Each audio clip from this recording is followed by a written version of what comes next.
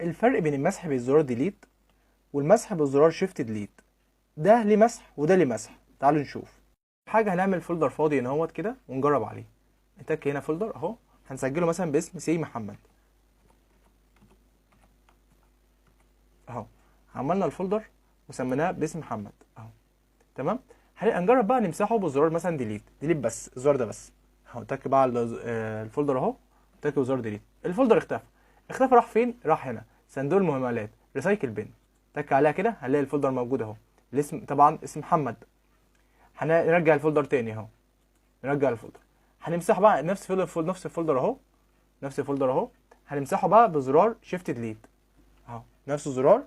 بص على الفولدر شيفت ديليت، يقول لك هل انت متاكد مسح الفولدر نهائي؟ تك يس. ندخل بقى على ريسايكل بين، بص عليها كده مش هنلاقي الفولدر. اللي اكتشفناه ايه بقى دلوقتي؟ ان الفرق بين مسح